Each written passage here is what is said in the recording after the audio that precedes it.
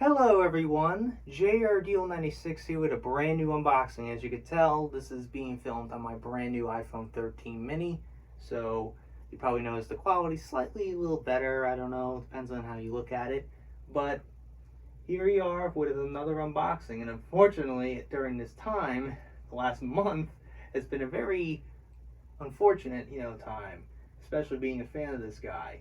And this is who it involves, and that is related to CM Punk. I will get to my thoughts about that at the end of this unboxing, but before we do, I want to talk about the pain and agony I had to deal with when this item shipped, because this item shipped around late August to early September, and by September 7th it was in possession of the USPS, the United States Postal Service, and for the next 2 weeks that's where it stayed at. And ironically, it wasn't until the day that I was going to finally call, the United States Postal Service and ask them what the hell's up with it, that they decided to finally ship it and out for delivery on September 23rd. Ironically, at the same day as this other shirt that I ordered, that you'll see an unboxing for next, came in and went out for delivery the same day. So I got both shirts on the same day. So that's a fun story. But anyways, let's get right into this unboxing. The reason why I ordered this shirt was because of how similar it was to the shirt I'm wearing right now.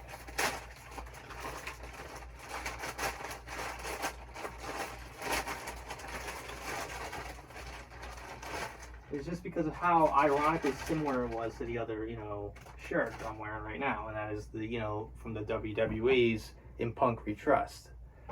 So, anyways, let's check this out. Get the sticker off first. Alright. Ooh. Hit the, this thing right here. So anyways, here it is, the CM Punk AEW In Punk We Trust shirt. So obviously the reason why I bought it was because of how ironically similar it looked to this shirt. The only difference is, just placement of lettering. CM Punk is now in the center. The star established 1978. In Punk We Trust. Just slight different tweaks and differences just to, make it stand out from the other, design. And the AEW logo.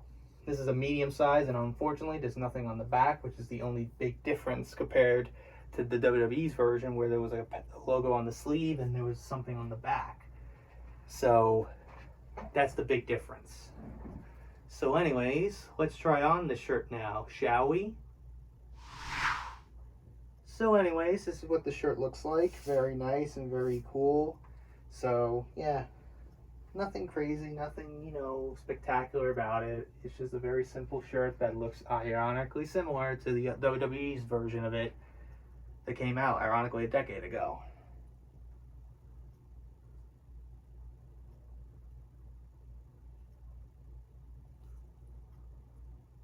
Okay, thumbnail was over, but one more time for comparison. This was the WWE's version of it. I think the color is slightly more grayer.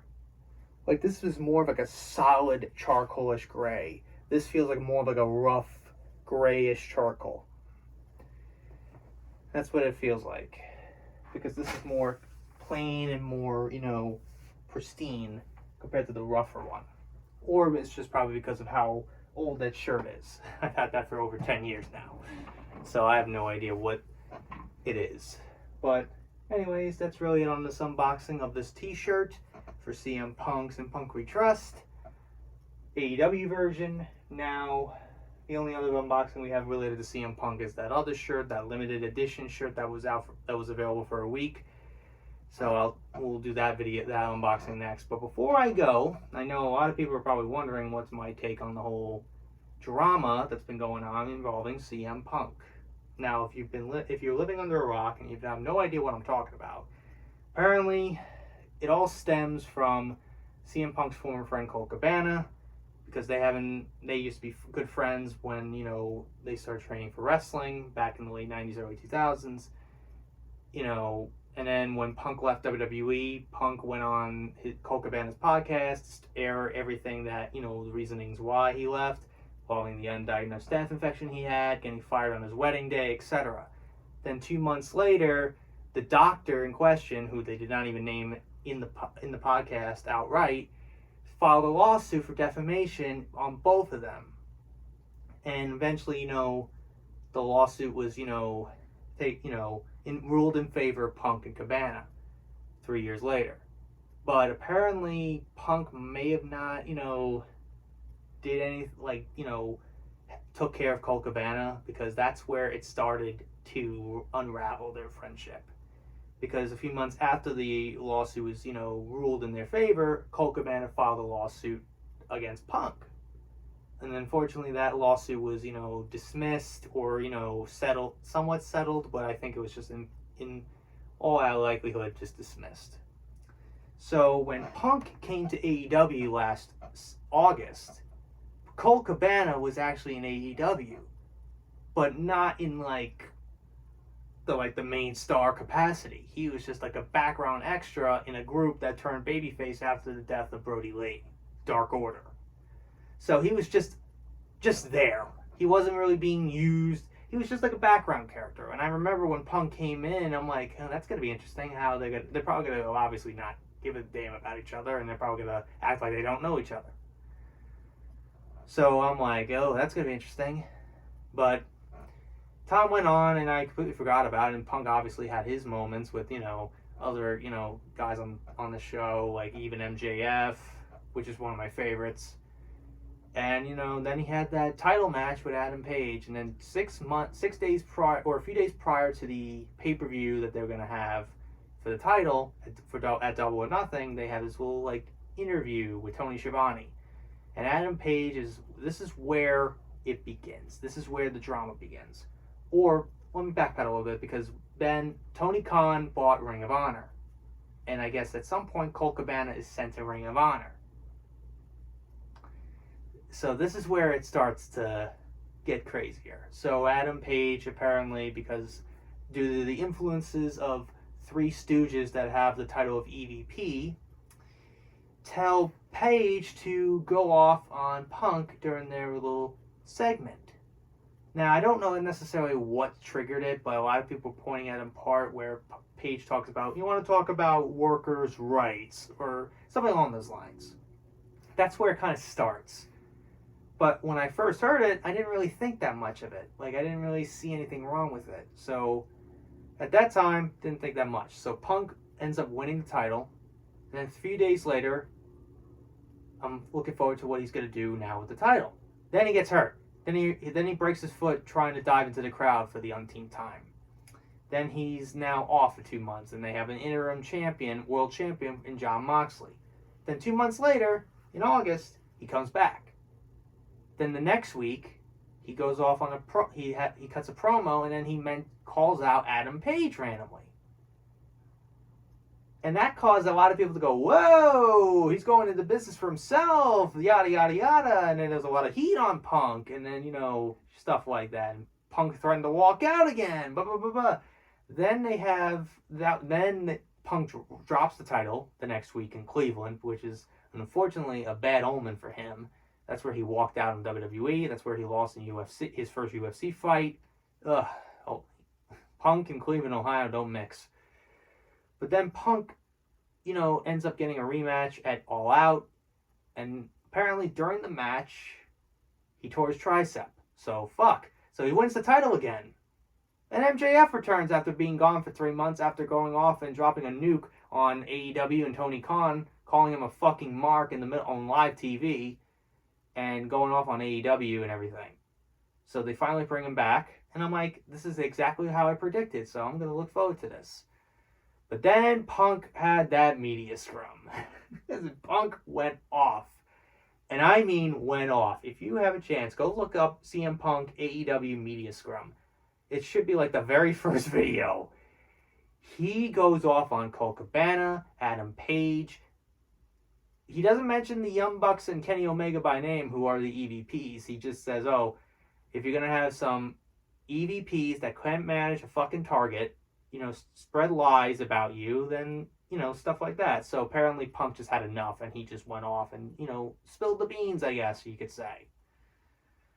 Apparently that didn't go well in the EVP department, because they apparently afterwards confronted Punk in his locker room, and there was an actual altercation that took place where Punk apparently punched one of the Young Bucks in the face.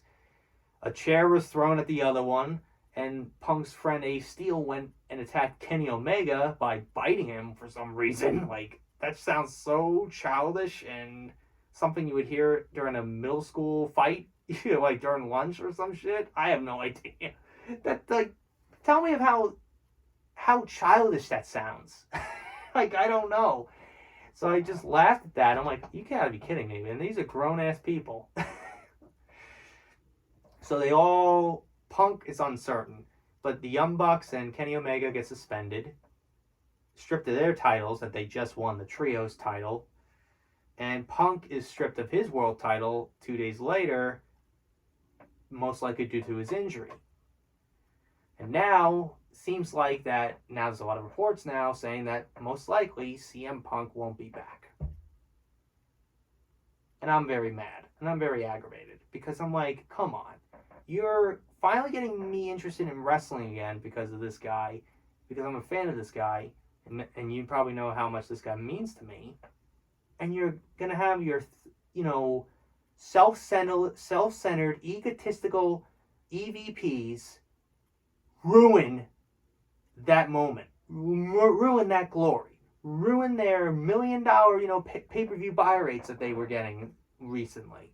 And now, since Punk is gone, all that momentum that they were having and all that business that they were, investing are going to be gone. And it's going to go back to square one, back to before AEW was even more relevant with Punk there. Well, now you got, Bryan Danielson and Moxley, but most likely they're probably not going to be there for long. I don't know. But no one's not going to care about it anymore. All the ratings they were getting, that's going to go down too if Punk doesn't return. And unless if something is done to where, they can reconcile, for Christ's sake, which I don't see happening, but that's me wishing, and Punk ends up back. But most likely he probably won't be back, and I'm really mad. And I resent the Young Bucks and Kenny Omega even more, even though I wasn't even that much of a fan of theirs to begin with, but I kind of was like, oh, cool, whatever, but not really my cup of tea. So I'm just gonna call them the names that, Jim Cornette calls them. The Hardley Boys and Twinkle Toes and Hangnail. Okay, so that's my opinion on it. But I feel like in this whole situation, they're both at fault. Both sides are at fault. Punk should have probably never did what he did on the media scrum. But at this point, probably he may have had no choice if, he tried to confront the Young Bucks and Omega and they didn't want to say anything. And he just probably knew that the media were going to ask him to death about Colt Cabana and Adam Page and blah, blah, blah. So he just went off and, aired his grievances, which is the Punk I know and love, because he just is brutally honest and he doesn't give a shit. And I wonder, why is Cody Rhodes gone from AEW? Why did Cody Rhodes leave AEW? You can't tell me that those three stooges that call themselves EVPs might have been the reason why he's gone and he went back to WWE. Just my thought. But obviously Cody Rhodes ain't going to say anything, because apparently there was some NDAs, put on that. So Cody Rhodes ain't going to say anything. But anyways, enough rambling. I'm very upset that, unfortunately, it had to end like this. Even a year into this, it had to end like this. I don't understand why. I don't get why it had to end like this. Anyways, hopefully, I'm hoping one day Punk does return to wrestling again. He probably won't be back at AEW anymore anyways. But I feel like, hopefully, something can be worked out, and, cooler heads can prevail, and they could put their differences aside and, you know, be able to work on a, you know, on good terms, you know. But I don't really see that happening. But anyways, hope you guys enjoyed today's unboxing and my, you know, somewhat, you know, me discussing the drama and my thoughts about it with CM Punk. And yeah, so if you like what you saw here, hit the like button, subscribe, share this video with your friends. Be sure to ring that bell to be part of the notification squad. Be sure to check out my Instagram because I make cool ads and Markiplier, Jacksepticeye, and myself. I used to act as a cosplays on there, so go check it out. And be sure to check out my Tumblr and my Discord in the description as well.